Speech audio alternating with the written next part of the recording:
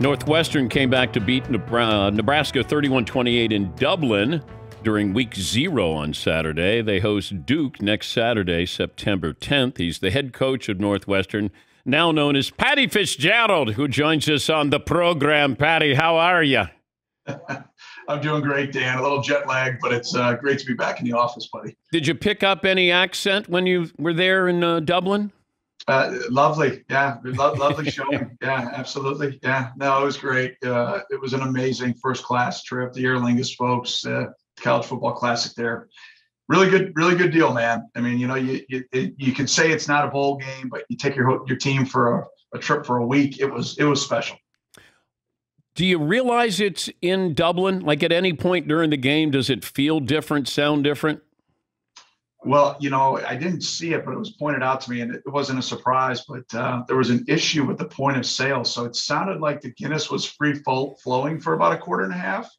And my 8th grade son shows me right after the game, "Hey, Dad, great win. Did you see they had the cup stretched from the bottom of the stadium all the way to the top?" So it was pretty evident right away that we were in Dublin. When you went over there with your wife earlier this year, like, what are you looking for family history-wise?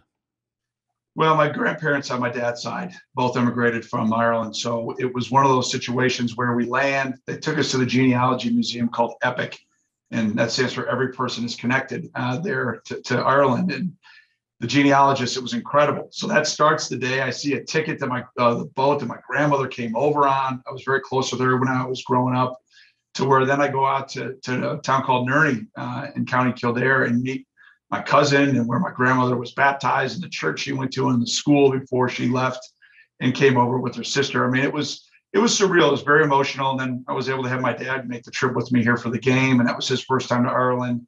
Of his immediate family, he's the only one still alive. All his siblings have passed. So it was a very emotional time, a surreal time, and a lot of fun. But most importantly, our guys handled it well and played really, I think, a physical brand of ball that, hopefully made all of our fans proud. Who came up with the idea to give tribute to the Irish flag on the N on the Northwestern helmet? Yeah, that was our equipment staff: Mike Valentine, Curtis Shaner, Eric Jackson. They just do a great job. And then they designed the whole thing, and thought that came out pretty neat. It looked great. Who knew it would play so well? The green, the white, and the orange would play so well with the purple. It looked great. It was just a nice little subtle touch. Were you expecting the onside kick? No, well, they had kind of extended their widest guy earlier, and we had talked about either they're going to try to chip a pass or watch the bunt. That's what we call it. But we just in your checklist of training camp, we had bunted the ball kind of in each gap throughout camp. And Andrew Clear, one of our captains, was kind of the frontline guy that recovered it, and he was on point, during training camp, watching the fun. We call it watch the funny stuff. And but what's the wise guy? What's that mean? Well, the widest guy. I'm sorry. So they took their number one widest guy and extended him, and Tyler Haskins widened with him, maybe a little bit too wide, a couple of reps prior. So you could kind of tell something was maybe up, but no, we didn't predict that was going to happen on that play. But AC just handled it well. Has always played with poise. He's an older player, and it was a heck of a kick. We out executed on that play, which ended up turning momentum. But I'd rather focus more on the play that our guy made than maybe the media's kind of looked at the choice. I mean, I applaud Frosty for being aggressive. We're both coming off tough seasons, and you're trying to go make a play to win a football game. And to our credit, our young man made the play. When you're designing offenses now, it feels like it's all about the passing game. You're running for over 200 yards against Nebraska. Kind of counterintuitive to what we expect with success in college football. Why is that? I think you got to know who you are, right? And we've got an identity that we want to have. We want to be built on the line of scrimmage. We want to be able to control the clock and really play complementary football. That's how we've been able to be pretty consistent here. 2 of the last 4 years playing the Big Ten championship game, and those are the type of guys we get. Kind of a white collar school with a blue collar mentality, and we want guys that play the game the right way, tough and physical. And, I think we took a big step.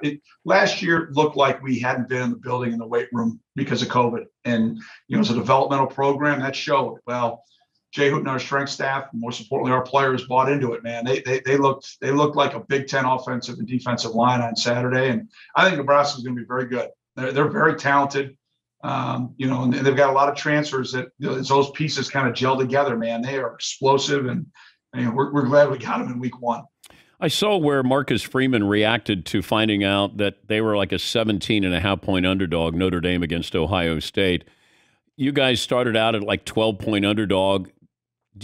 Are you aware of it, and can you use it, with your players as motivation?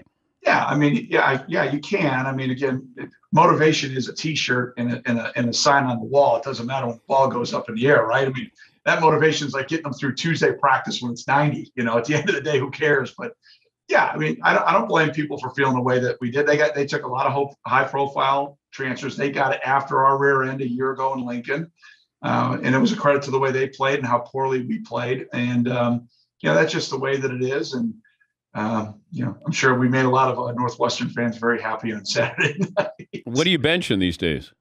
Not enough. Yeah, not enough. I need to get back in the weight room a little bit more. But if I had a bench off with the Big Ten coaches, who's the strongest head coach in the Big Ten? Not being able to say myself, I would probably go with I'd go with Frosty or Mel. Okay, so Mel Tucker but you would take yourself over those two. You're allowed to include yourself. Yeah, I wouldn't go away. Okay, that's what we want. We want bulletin board material there. Yeah, no, I mean, yeah, absolutely. Yeah, and then we'd have to do a whole CrossFit thing. It couldn't just be the bench press. Let's go. I'm not a runner anymore, but let's get on the elliptical for 30 minutes, see how high you can go and how many miles you can get. I'd be all for that. I like it. I'm kind of part of the Skinny Fat Society of America, Dan. I look good in the shirt. You know what I mean? He's known as Patty Fitzgerald. Hey, congratulations on the win. Good luck against Duke. Thanks for joining us, Coach. Appreciate the opportunity, my friend. Go Cats. Thanks. That's Pat Fitzgerald.